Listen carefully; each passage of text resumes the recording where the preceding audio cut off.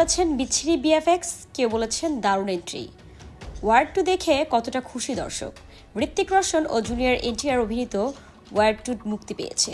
দুরন্ত অ্যাকশন ও তারকাদের এন্ট্রি মুগ্ধ করলেও দুর্বল গল্প ও বিএফএক্স নিয়ে দর্শকদের সমালোচনা চলছে। বহু প্রতীক্ষিত অ্যাকশন থ্রিলার ছবি ওয়ার 2 অবশেষে প্রেক্ষাগৃহে মুক্তি পেয়েছে।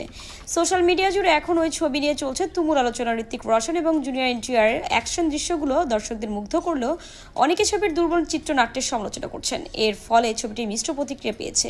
14ই আগস্ট ছবিটি মুক্তি পাওয়ার পর থেকে দর্শকরা টুইটারে তাদের মতামত জানাচ্ছেন।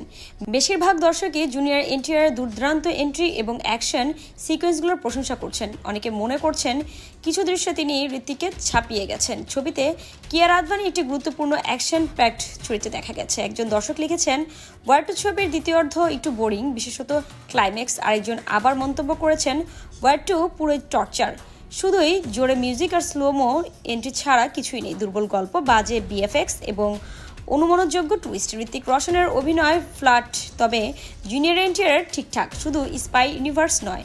সাম্প্রতিক সময়ের সবচেয়ে বাজে অ্যাকশন ছবি এটি, তবে অনেক দর্শকই ছবির অ্যাকশন এবং তারকাদের পারফরমেন্সের প্রশংসা করছেন। একজন সোশ্যাল মিডিয়া ব্যবহারকারী লিখেছেন, ছবিটি খুবই ভালোভাবে শুরু হয়েছে, বিশেষ করে এনটিআর দারুণ এন্ট্রি। ইন্টারলেভেলের টুইস্টটি খুবই উত্তেজনাপূর্ণ। যদি লজিক এবং পদার্থবিদ্যাকে উপেক্ষা করা যায় তাহলে চেজ এবং ফাইট সিকোয়েন্সগুলো বেশ উপভোগ্য। ঋত্বিক রোশনের স্ক্রিন প্রেজেন্স এবং ওয়ার কোনো তুলনা হয় না, ওর অভিনয় অসাধারণ। জুনিয়র এনটিআর অ্যাকশন এবং আবেগপূর্ণ দৃশ্য চমৎকার কাজ করেছেন। বলিউডে তাকে স্বাগতম। ঋত্বিকের সঙ্গে তার রসায়ন ছিল অসাধারণ।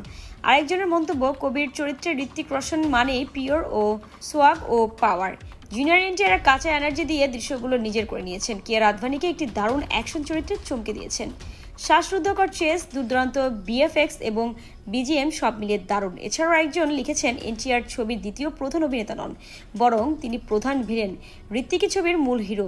আরেকজন বলেছেন, এনটিআর কিছুটা নতুনত্ব এনেছেন, কিন্তু তা যথেষ্ট নয়।